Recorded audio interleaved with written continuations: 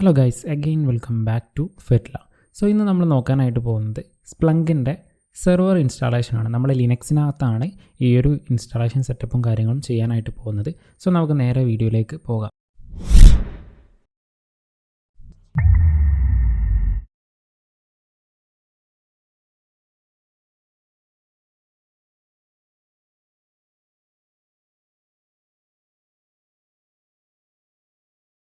നമ്മളിവിടെ virtual box ആണ് use ചെയ്യുന്നത്. സോ ഇതിന് നെറ്റ്വർക്കിൻ്റെ ആവശ്യത്തിനായിട്ട് നമുക്ക് ഈ ഒരു ടൂൾസിൻ്റെ പാർട്ട് നെറ്റ്വർക്ക് കോൺഫിഗർ ചെയ്യേണ്ടതായിട്ടുണ്ട്. ഇവിടെ നിങ്ങൾക്ക് കാണാനായിട്ട് പറ്റും ഹോസ്റ്റ് ഓൺലി നെറ്റ്വർക്കാണ് നമ്മളിവിടെ ഒരു നെറ്റ്വർക്കിൽ യൂസ് ചെയ്യുന്നത്. നമ്മൾ രണ്ട് അഡാപ്റ്റർ യൂസ് ചെയ്യുന്നുണ്ട്, ഒരു ബ്രിഡ്ജ് അഡാപ്റ്ററും അതുപോലെ തന്നെ ഒരു ഹോസ്റ്റ് ഓൺലി നെറ്റ്വർക്കും നമ്മൾ യൂസ് ചെയ്യുന്നത്. അപ്പോൾ ആ ഒരു ഹോസ്റ്റ് ഓൺലി നെറ്റ്വർക്കിന് വേണ്ടിയിട്ട് നമ്മൾ എന്ത് ചെയ്യണം, ഇതുപോലൊരു നെറ്റ്വർക്ക് ക്രിയേറ്റ് ചെയ്യണം. ഇവിടെ നിങ്ങൾക്ക് ഓൾറെഡി ഇല്ല എന്നുണ്ടെന്നുണ്ടെങ്കിൽ ഇവിടെ ക്രിയേറ്റ് ബട്ടൺ കൊടുത്തു കഴിഞ്ഞാൽ നമുക്ക് എന്ത് ചെയ്യാൻ പറ്റും, പുതിയതായിട്ടൊന്ന് ക്രിയേറ്റ് ചെയ്യാനായിട്ട് സാധിക്കും. ആ ക്രിയേറ്റ് ചെയ്തിട്ട് കൊടുക്കേണ്ട സംഭവം എന്താണെന്ന് വെച്ചാൽ ഇവിടെ നമുക്ക് എന്ത് ചെയ്യാൻ പറ്റും, ഈ ഒരു പ്രോപ്പർട്ടീസിൽ പോയി കഴിഞ്ഞാൽ നമുക്ക് ഇത് എഡിറ്റ് ചെയ്യാനുള്ള ഓപ്ഷനും കാര്യങ്ങളും ഇവിടെ താഴെ കാണാനായിട്ട് സാധിക്കും.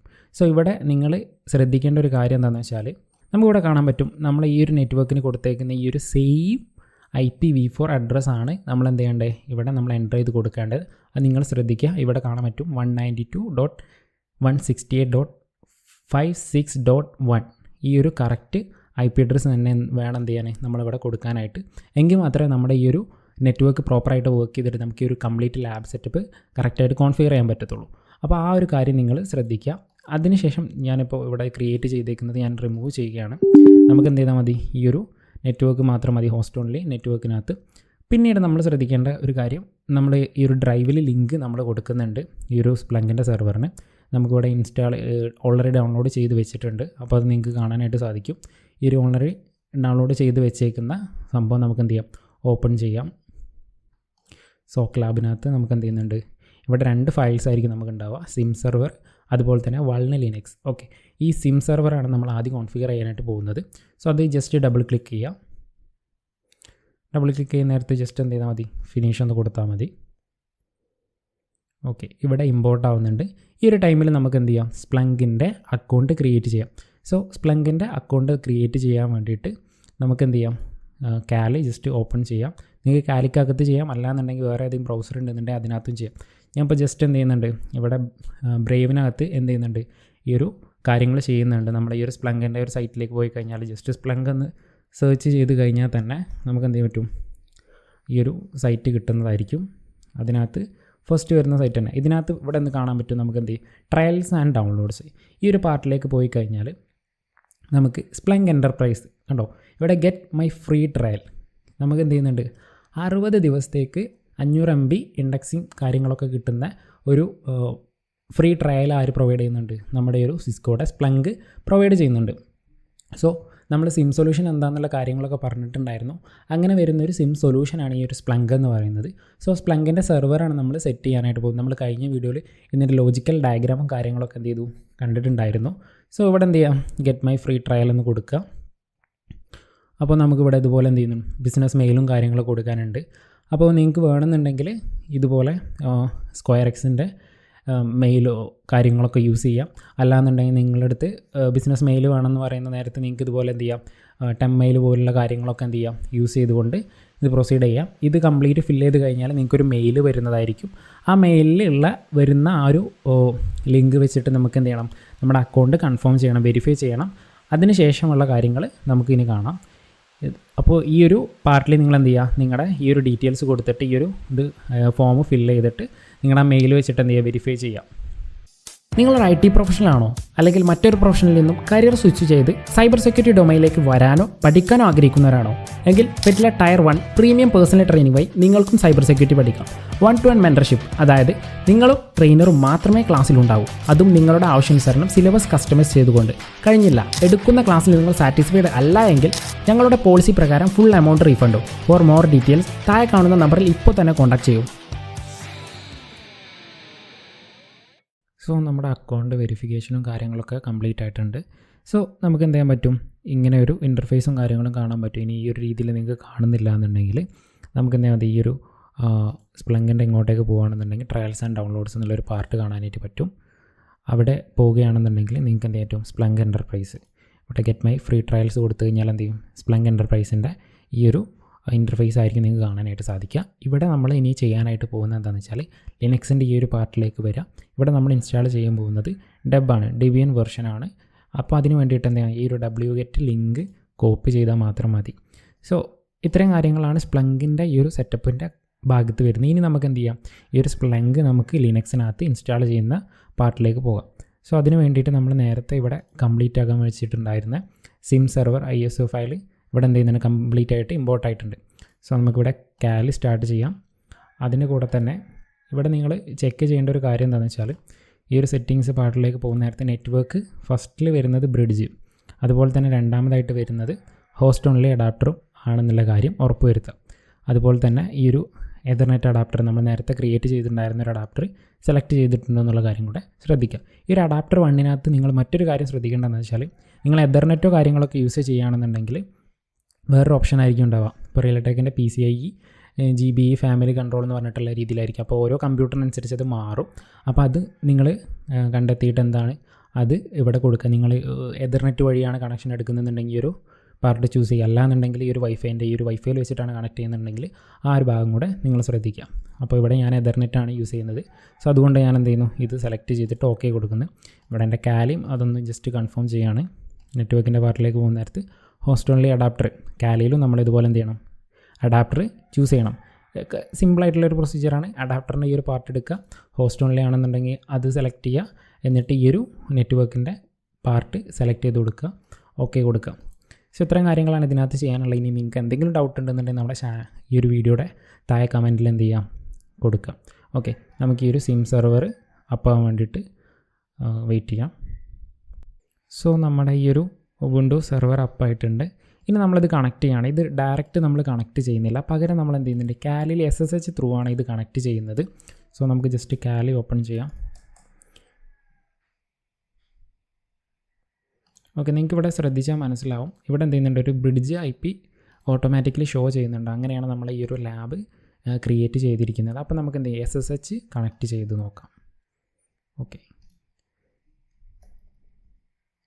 സോ അതിന് വേണ്ടിയിട്ട് നമ്മൾ ഈ ഒരു യൂസർ നെയിം പാസ്വേഡ് കാര്യങ്ങൾ നമ്മുടെ ഡിസ്ക്രിപ്ഷനിൽ നിങ്ങൾക്ക് നോക്കിയാൽ കാണാൻ സാധിക്കും.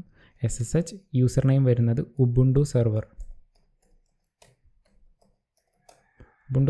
അറ്റ് ഈ ഒരു ബ്രിഡ്ജ് IP ഇവിടെ കാണാൻ പറ്റുന്ന ഈ ഒരു ബ്രിഡ്ജ് IP ആണ് കൊടുക്കേണ്ടത്.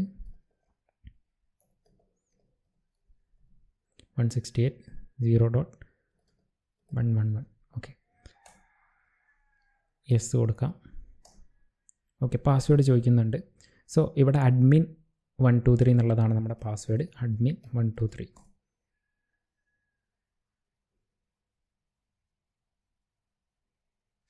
നമുക്കൊന്ന് വെയിറ്റ് ചെയ്യാം.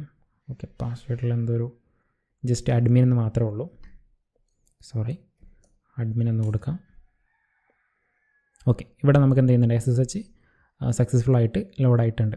സോ ഇങ്ങനെയാണ് നമ്മൾ എന്ത് ചെയ്യുന്നത്, ഈ ഒരു SSHും കാര്യങ്ങളൊക്കെ കണക്ട് ചെയ്തേക്കുന്നത്. നമുക്കിവിടെ നോക്കുന്ന നേരത്തെ ഈ ഒരു സ്പ്ലങ്ക് സിം എന്നുള്ള കാണാൻ സാധിക്കും. ഓക്കെ, റീസൈസ് ചെയ്യാം. ഓക്കെ, ഇവിടെ നമ്മൾ ഓൾറെഡി എന്ത് ചെയ്യുന്നുണ്ട്, നിങ്ങൾക്ക് ഈ ഫോൾഡറിനകത്ത് പോയി കഴിഞ്ഞാൽ നമുക്ക് എന്തെങ്കിലും സ്പ്ലങ്ക്, അപ്പോൾ അതിന് വേണ്ടിയിട്ട് നമുക്ക് എൻ്റർ ചെയ്യാൻ വേണ്ടിയിട്ട് സ്പ്ലങ്ക് സിം ഇവിടെ LS കൊടുക്കുന്ന നേരത്തെ എന്ത് ചെയ്യുന്നുണ്ട്, 2 സ്ക്രിപ്റ്റ് കാണാനായിട്ട് പറ്റും. സെറ്റപ്പ് സ്പ്ലങ്ക് സിം .shഉം അതുപോലെ തന്നെ റിമൂവ് സ്പ്ലങ്ക് സിം എന്ന് പറഞ്ഞിട്ടും 2 ഫയൽസ് കാണാനായിട്ട് പറ്റും.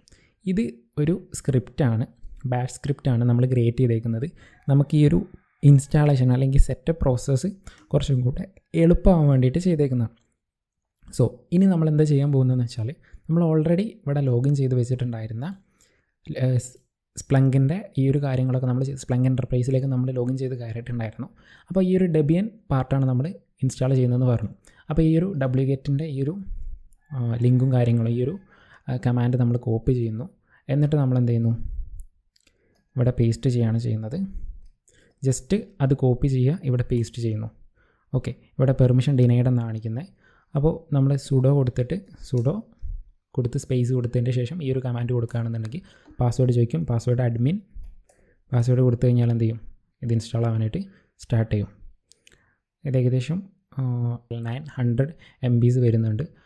അപ്രോക്സിമേറ്റ്ലി. അപ്പോൾ അത്രത്തെ എന്ത് ചെയ്യാൻ ഡൗൺലോഡ് ചെയ്യാൻ കുറച്ച് സമയം എടുക്കും. നമുക്ക് എന്ത് ചെയ്യാം, അതുവരെ ഒന്ന് വെയിറ്റ് ചെയ്യാം. ഓക്കെ, നമ്മൾ ഡൗൺലോഡ് കംപ്ലീറ്റ് ആയിട്ടുണ്ട്. ഇവിടെ നോക്കുന്ന നേരത്തെ നമുക്ക് എന്ത് ചെയ്യാൻ പറ്റും, പുതിയൊരു ഫയൽ കാണാനായിട്ട് പറ്റും, ഈ ഒരു ഡെബ് ഫയൽ. ഇനി നമ്മൾ ഒന്നും ചെയ്യേണ്ടതില്ല. ഈ ഒരു ബാഷ് സ്ക്രിപ്റ്റ് നമ്മൾ റൺ ചെയ്യുന്നു, അതിന് നമ്മളൊരു പാത്ത് സെലക്ട് ചെയ്ത് കൊടുക്കുന്നു. സോ അതിന് വേണ്ടിയിട്ട് ആദ്യം നമ്മൾ എന്ത് ചെയ്യണം എന്ന് വെച്ചാൽ pwd നമ്മളെ നിലവിലുള്ള ഡയറക്ടറി, നമ്മൾ ഏത് ഡയറക്ടറിയില്ല എന്നുള്ള കാര്യം ഉണ്ടാവും. ഇത് ജസ്റ്റ് ഒന്ന് ഈ ഒരു പാത്ത് നമ്മൾ ജസ്റ്റ് നോട്ടിൽ സേവ് ചെയ്ത് വെക്കുകയാണ്. നമ്മുടെ ഈ ഒരു ഡബ് വരുന്ന ആ ഒരു പാത്ത്. ഓക്കെ, സോ ഇതാണ് നമ്മുടെ പാത്ത് എന്ന് പറയുന്നത്. ഈ ഒരു പാത്ത് നമുക്ക് ഈ ഒരു സ്ക്രിപ്റ്റിൽ ജസ്റ്റ് സെലക്ട് ചെയ്ത് കൊടുക്കാനായിട്ടുണ്ട്. ഓക്കെ, ഈ ഒരു പാത്ത് മാത്രം സെലക്ട് ചെയ്ത് കൊടുക്കാനുണ്ട്. സോ മെയിൻലി നമുക്ക് എന്തിനാണ് ഈ ഒരു 2 ബാഷ് സ്ക്രിപ്റ്റ് ഉള്ളതെന്ന് വെച്ചാൽ, നമുക്ക് ഈ ഒരു 60 ദിവസം കഴിഞ്ഞിട്ട് അല്ലാന്നുണ്ടെങ്കിൽ എന്തെങ്കിലും തരത്തിലുള്ള എറേഴ്സോ കാര്യങ്ങളൊക്കെ വരുന്ന നേരത്ത് ഈ ചെയ്തേക്കുന്ന പ്രോസസ്സെല്ലാം നമ്മൾ എന്ത് ചെയ്യണം, നമ്മൾ ഒഴിവാക്കേണ്ടതായിട്ടുണ്ട്, ഈ ഒരു സ്പ്ലങ്കിൻ്റെ കാര്യങ്ങളെല്ലാം. അപ്പോൾ അതും കുറച്ചുകൂടെ നിങ്ങൾക്ക് ഹെൽപ്ഫുൾ ആവാൻ അല്ലെങ്കിൽ ഈസി ആവാൻ വേണ്ടിയിട്ടാണ് ഈ ഒരു റിമൂവ് സ്പ്ലങ്ക് സിം എന്ന് പറഞ്ഞിട്ടുള്ള ഒരു ബാഷ് സ്ക്രിപ്റ്റ് ഇവിടെ കൊടുത്തിട്ടുള്ളത്. ഇത് സെറ്റപ്പ് ചെയ്യാൻ വേണ്ടിയിട്ട് നമ്മളൊരു പാത്ത് കൊടുത്തു കഴിഞ്ഞാൽ ആ ഒരു സെറ്റപ്പ് ചെയ്യുന്ന കംപ്ലീറ്റ് പ്രൊസീജിയർ നമ്മൾ എന്ത് ചെയ്യും, ഓട്ടോമേറ്റ് ചെയ്യണം, നിങ്ങൾക്ക് കുറച്ചും കൂടെ ഈസി ആവാൻ വേണ്ടിയിട്ട്. സോ അതാണ് ഇനി നമ്മൾ ചെയ്യാനായിട്ട് പോകുന്നത്. നമ്മൾ എന്ത് ചെയ്യുന്നുണ്ട്, ഈ ഒരു സെറ്റപ്പ് സ്പ്ലങ്ക് എന്ന് പറഞ്ഞിട്ടുള്ള ഈ ഒരു സ്ക്രിപ്റ്റ് റൺ ചെയ്യാനായിട്ട് പോകണം. അതിന് ഒന്നുമല്ല, ജസ്റ്റ് ./setup സ്പ്ലങ്ക് സിം എന്നുള്ള ഈ ഒരു സ്ക്രിപ്റ്റ് കൊടുക്കുക. എന്നിട്ട് എൻ്റർ കൊടുത്തു കഴിഞ്ഞാൽ നമ്മളിവിടെ എന്ത് ചെയ്യും, enter the full path to Splunk enterprise .deb file. Okay, നമ്മളത് നേരത്തെ ഇവിടെ എടുത്ത് വെച്ചിട്ടുണ്ട്. ഇത് ജസ്റ്റ് കോപ്പി ചെയ്തിട്ട് എന്ത് ചെയ്താൽ മതി, ഇവിടെ പേസ്റ്റ് ചെയ്താൽ മതി. പേസ്റ്റ് ചെയ്ത് കൊടുത്ത് എൻ്റർ കൊടുത്തു കഴിഞ്ഞാൽ എന്ത് ചെയ്യും, ഇത് ഓട്ടോമാറ്റിക്കലി ചെയ്യേണ്ട കാര്യങ്ങളെല്ലാം എന്ത് ചെയ്യും, ഓട്ടോമാറ്റിക്കലി ചെയ്തോളും. നമുക്ക് ഈ സെറ്റപ്പിൻ്റെ കാര്യങ്ങൾ കംപ്ലീറ്റ്ലി എന്ത് ചെയ്തോളും, ഇത് ഓട്ടോമാറ്റ് ചെയ്തോളും. സോ നമുക്ക് എന്ത് ചെയ്യാം, കുറച്ച് സമയം വെയിറ്റ് ചെയ്യാം ഈ ഒരു പ്രോസസ്സ് കംപ്ലീറ്റ് ആവാൻ വേണ്ടിയിട്ട്. സോ നമ്മുടെ ഈ ഒരു സെറ്റപ്പ് കംപ്ലീറ്റ് ആയിട്ടുണ്ട്. നമുക്ക് ഫസ്റ്റിലേക്ക് പോകുന്ന സമയത്ത് കുറച്ച് ക്രെഡിറ്റ്സും കാര്യങ്ങളും കാണാൻ പറ്റും. കണ്ടോ, ഇവിടെ യൂസർ നെയിം എന്ന് പറഞ്ഞിട്ട് അഡ്മിൻ എന്ന് കൊടുത്തിട്ടുണ്ട്, പാസ്വേഡ് എന്ന് പറഞ്ഞിട്ട് പാസ്വേഡ് 123 എന്ന് കൊടുത്തിട്ടുണ്ട്. ഇത് എന്തിൻ്റെയാണെന്ന് വെച്ചാൽ നമ്മുടെ സ്പ്ലങ്കിൻ്റെ സ്പ്ലങ്ക് സെർവറിൻ്റെ ലോഗിൻ ചെയ്യാനുള്ള ക്രെഡൻഷ്യലാണ്. അപ്പോൾ ഇനി എങ്ങനെ നമുക്ക് ആ ഒരു പാനലിലേക്ക് പോകാം എന്നുള്ള കാര്യം നോക്കാം. സ്പ്ലങ്കിൻ്റെ ഈ ഒരു പാനലിലേക്ക് എങ്ങനെ പോകാമെന്ന് നോക്കാം. സോ അതിനായിട്ട് താഴെ നമുക്ക് എന്ത് ചെയ്തിട്ടുണ്ട്, ഈ ഒരു സ്പ്ലങ്കിൻ്റെ എന്ത് ചെയ്തിട്ടുണ്ട്, ഒരു ലിങ്കും കാര്യങ്ങളും കൊടുത്തിട്ടുണ്ട്. പക്ഷേ ഇത് കൊടുത്താൽ നമുക്ക് കിട്ടുമോ എന്നുള്ള കാര്യം ആദ്യം ചെക്ക് ചെയ്ത് നോക്കാം. ഇവിടെ ജസ്റ്റ് കൺട്രോൾ കൊടുത്തിട്ട് ആദ്യം റൈറ്റ് ക്ലിക്ക് ചെയ്യുകയാണെന്നുണ്ടെങ്കിൽ ഈ ഒരു രീതിയിലായിരിക്കും വരിക. നമുക്ക് കിട്ടാത്തതിൻ്റെ കാരണം എന്താണെന്ന് വെച്ചാൽ, ഇവിടെ ഇതിൻ്റെ ഈ ഒരു കാലിയുടെ ലോക്കൽ ഹോസ്റ്റ് IP ആണ്, ഇവിടെ ലൂപ്പ് ബാക്ക് IP അഡ്രസ്സാണ് ഇവിടെ കൊടുത്തേക്കുന്നത്. അത് മാറ്റിയിട്ട് നമ്മൾ എന്ത് ചെയ്യും, നമ്മൾ നേരത്തെ ഉണ്ടായിരുന്ന നമ്മൾ നേരത്തെ SSH ലോഗിൻ ചെയ്തിട്ടുണ്ടായിരുന്നല്ലോ, അതിനകത്താണല്ലോ നമ്മൾ സെറ്റപ്പ് ചെയ്തേക്കുന്നത്. SSH നമ്മൾ എന്ത് ചെയ്തു, ഇവിടെ കണക്ട് ചെയ്തിട്ട് ആ ഒരു ഉബുണ്ടു അല്ലെങ്കിൽ ആ ഒരു ലിനക്സ് സെർവറിലാണ്, ഉബുണ്ടു സെർവറിനകത്താണ് നമ്മൾ ഈ പറഞ്ഞേക്കുന്ന കാര്യങ്ങളെല്ലാം SSH വെച്ച് ചെയ്തേക്കുന്നത്. സോ ആ ഒരു കാര്യം നമുക്ക് എന്ത് ചെയ്യില്ല, ഇവിടുത്തെ ഈ ഒരു കാലിയുടെ ലൂപ്പ് ബാക്ക് IP കൊടുത്താൽ എന്ത് ചെയ്യില്ല, നമുക്ക് കിട്ടില്ല. പകരം നമ്മൾ എന്ത് ചെയ്താൽ മതി, നമ്മുടെ ആ ഒരു ലിനക്സിൻ്റെ ഉബുണ്ടു സിം സെർവറിൻ്റെ IP അതുപോലെ തന്നെ 8000 പോർട്ടും കൊടുത്തു കഴിഞ്ഞാൽ നമുക്ക് എന്ത് ചെയ്യാൻ പറ്റും, സ്പ്ലങ്കിൻ്റെ ഈ ഒരു ഇൻ്റർഫേസ് ആക്സസ് ചെയ്യാനായിട്ട് പറ്റും. ഇവിടെ യൂസർ നെയിം ചോദിക്കുന്നുണ്ട്, അതുപോലെ തന്നെ പാസ്വേഡ് ചോദിക്കുന്നുണ്ട്. നമ്മൾ നേരത്തെ കണ്ടായിരുന്നു, യൂസർ നെയിം എന്ന് പറയുന്നത് അഡ്മിൻ ആണ്, പാസ്വേഡ് എന്ന് പറയുന്നത് പാസ്വേഡ് 123. ഓക്കെ, ഇത്രയും കൊടുത്തു കഴിഞ്ഞാൽ നമുക്ക് എന്ത് ചെയ്യും, ലോഗിൻ ചെയ്യാനായിട്ട് സാധിക്കും. സോ ഇതാണ് നമ്മുടെ ഈ ഒരു സ്പ്ലങ്കിൻ്റെ സിം സെർവർ എന്ന് പറയുന്നത്. ഓക്കെ, ഇവിടെ നിന്ന് നമുക്ക് എന്ത് ചെയ്യാൻ പറ്റും, എല്ലാ വിധത്തിലുള്ള കാര്യങ്ങൾ അലേർട്ട് ക്രിയേറ്റ് ചെയ്യാം, അതുപോലെ തന്നെ നമുക്ക് മറ്റുള്ള കാര്യങ്ങളെല്ലാം സെറ്റ് ചെയ്യുക, അലേർട്ട് ക്രിയേറ്റ് ചെയ്യുക, അതുപോലെ തന്നെ അലേർട്ട് അനലൈസ് ചെയ്യുന്ന കാര്യങ്ങളൊക്കെ ഇവിടെയാണ് വരുന്നത്. സെർച്ച് ആൻഡ് റിപ്പോർട്ട് അതുപോലുള്ള കുറേ കാര്യങ്ങളുണ്ട്. സോ നമ്മളിനി അടുത്തതായിട്ട് നോക്കുന്നത് ഈ ഒരു ഫോർവേഡർ എങ്ങനെ ഇൻസ്റ്റാൾ ചെയ്യാം. നമ്മൾ ആ ലോജിക് സ്ട്രക്ചറിനകത്ത് കണ്ടിട്ടുണ്ടായിരുന്നു. ഇതിനകത്തുള്ള ആ ലോജിക് സ്ട്രക്ചറിലെ സിം സെർവർ ഇൻസ്റ്റാളേഷൻ നമ്മൾ SIM server installation plus setup നമ്മൾ കംപ്ലീറ്റ് ചെയ്തിട്ടുണ്ട്. ഇനി നമ്മൾ നോക്കാനായിട്ട് പോകുന്ന സിം ഫോർവേഡർ ഇൻസ്റ്റാൾ ചെയ്യാനാണ്. സ്പ്ലങ്കിൻ്റെ ഒരു ഫോർവേഡറും കൂടെ നമുക്ക് ഇൻസ്റ്റാൾ ചെയ്യേണ്ടത് ഉണ്ട്. അപ്പോൾ അത് നമുക്ക് മറ്റൊരു വീഡിയോയിൽ കാണാം. സോ ഈ ഒരു വീഡിയോയുടെ ഈ ഒരു പാർട്ട് നിങ്ങൾക്ക് മനസ്സിലായെന്ന് വിചാരിക്കുന്നു. മറ്റൊരു വീഡിയോയുമായി വീണ്ടും കാണാം.